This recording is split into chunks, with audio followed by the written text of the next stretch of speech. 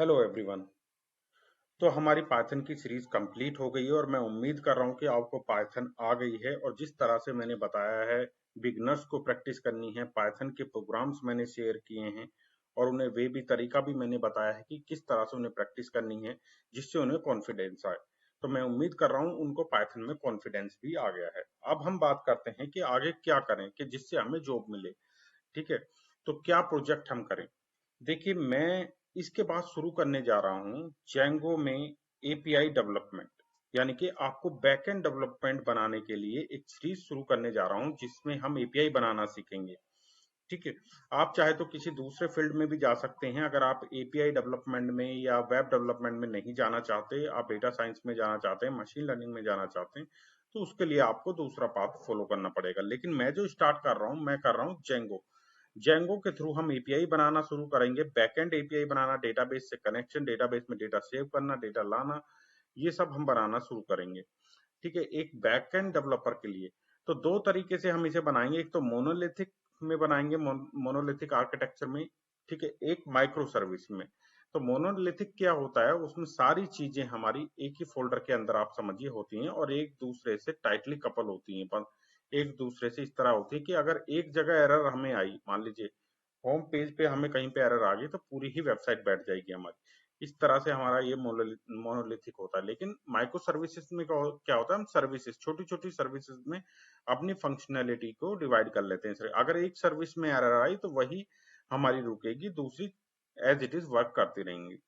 ठीक है, अब माइक्रो सर्विसेज में किस तरह से हम कम्युनिकेट करा सकते हैं, इसके लिए एक मॉड्यूल हमने पाइथन में किया था, मैंने आपको बताया था। तो अगर आपको ने पाइथन अच्छे से पढ़ी तो कमेंट करके मुझे बताएं वो मॉड्यूल क्या था। लेकिन हम यहाँ पर कुछ और मैसेज ब्रोकर का यूज करेंगे, जैसे कि हम कफका का यूज करेंगे, रैबिट एमक्यू का यूज करेंगे इस सब के लिए।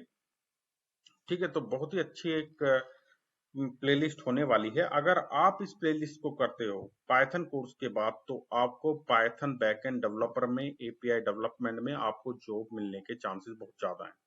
ठीक है, तो पाइथन अगर आपने कर ली है तो मैं आपको कहता हूं आपने 60%, मिनिमम 60% कोर्स आपने कर लिया। आप सिर्फ 30 to 40% और कोर्स करना है आपको जॉब के लिए।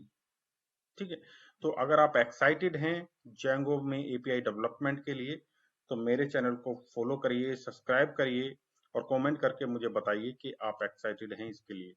ठीक है, तो यही था। मुझे अब क्या नेक्स्ट स्टार्ट करना है, मुझे जेंगो फ्रेमवर्क में एपीआई डेवलपमेंट। और मैं ये बता देना चाहता हूँ, अगर आप जेंगो फ्रेमवर्क कहीं से और से पढ़ेंगे तो वहां पे ओल्ड तरीका दिया हुआ है। वो क्या है, पूरा जेंगो फ्रेमवर्क इस तरह से पढ़ाते हैं कि उसमें वो टेम्पलेट का यूज करते हैं कि फ्रंट एंड के लिए भी उसे यूज करते हैं। लेकिन अब फ्रंट एंड के लिए जेंगो या कोई दूसरा फ्रेमवर्क नहीं होता, उसमें जेएस के फ्रेमवर्क यूज होते हैं, जैसे कि रिएक्ट जेएस और एंगुलर जेएस, व्यू जेएस, इस तरह से। तो रिएक्ट जेएस की प्लेलिस्ट मेरे पास है, अगर आप उसे पढ़ना चाहते हैं तो रिएक्ट जेएस, जावास्क्रिप्ट, ये सब पढ़ सकते हैं।